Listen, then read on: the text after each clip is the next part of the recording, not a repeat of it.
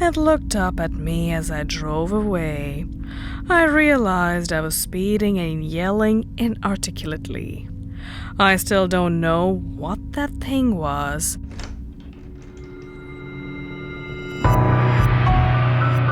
Hey, spooky siblings.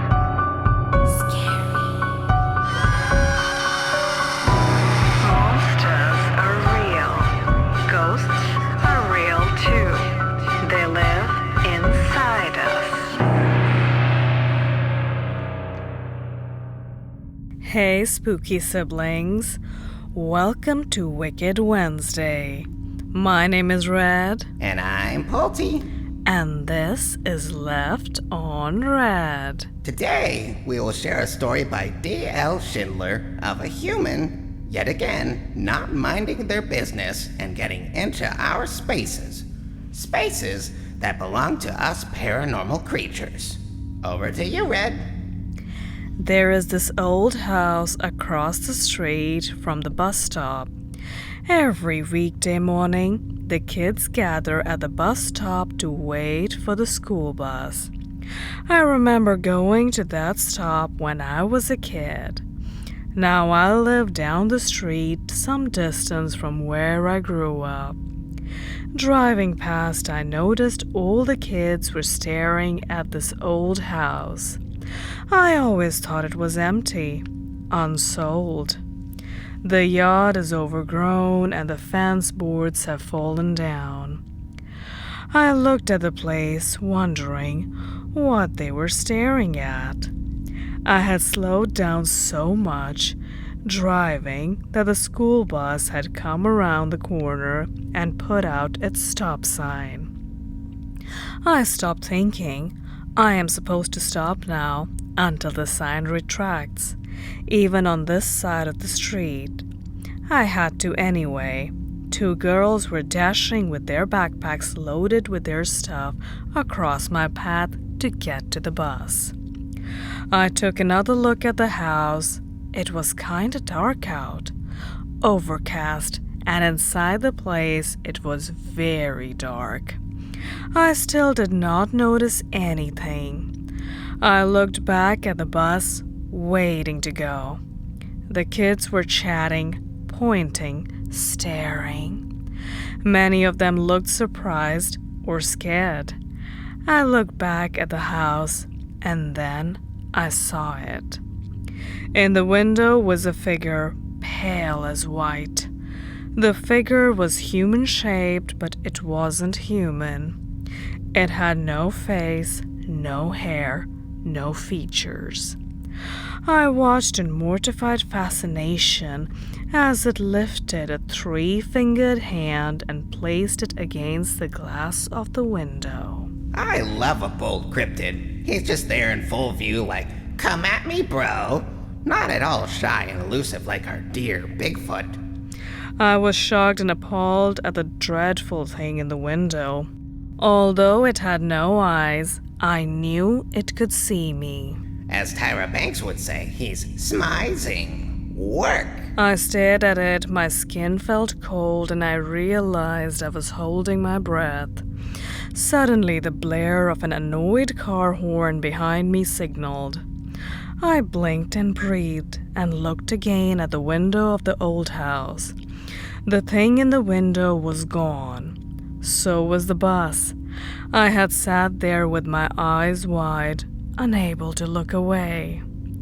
The horn of the car behind me honked again. I took my foot off the brake and on some absurd impulse, I pulled into the driveway of the old house instead of leaving.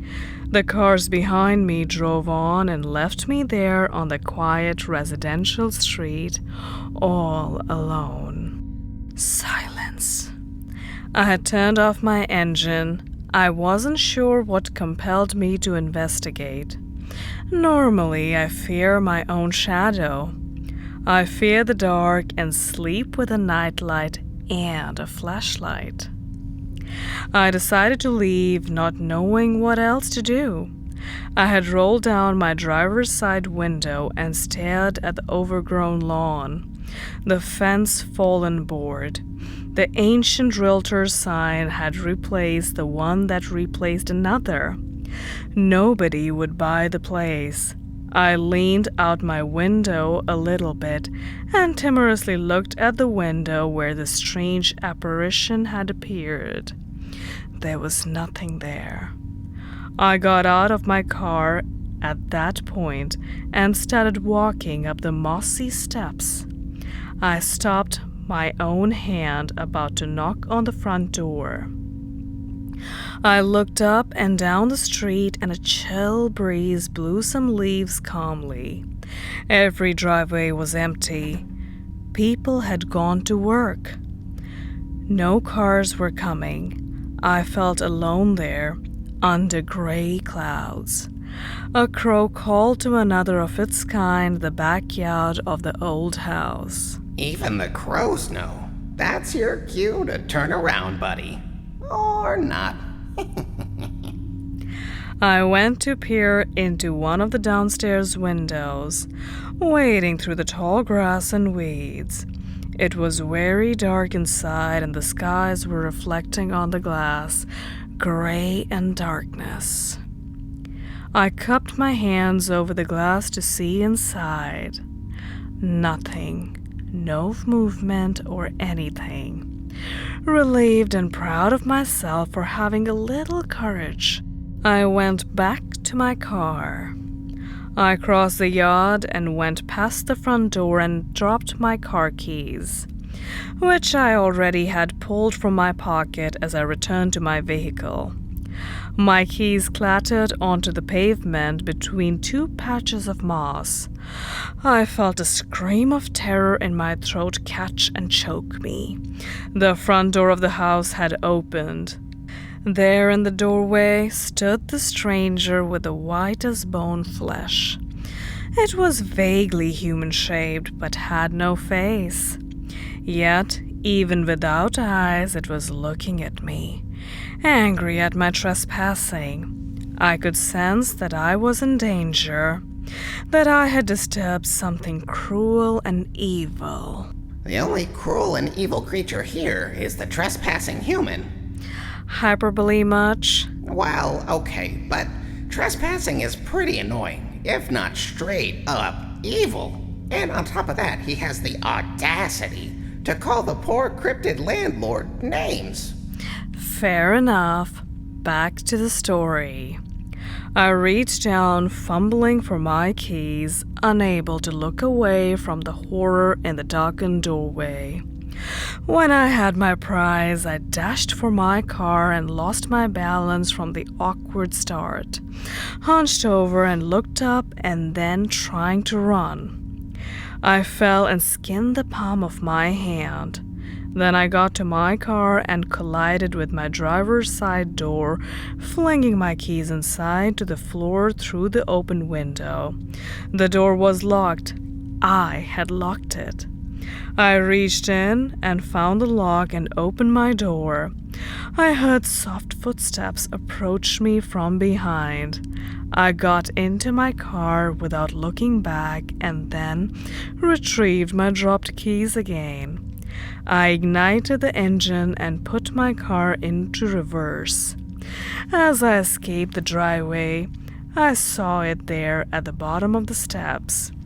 From its blank face, an opening had formed, and a pink tongue slithered out to taste the bloody palm print I had left. Okay. My hand was bleeding from the fall, and I had left some blood there on the pavement for it. It looked up at me as I drove away, the front door still open. I realized I was speeding and yelling inarticulately. My hand hurt. I still don't know what that thing was, and I haven't seen it since. Oh, but you will. The cryptid has tasted blood. It'll be back for more. And that was Wicked Wednesday. My name is Red, and this is Left on Red. If you like this video, Don't forget to like and subscribe and press the bell notification button so that you get notified every time Polty and I upload a new video. Until next time.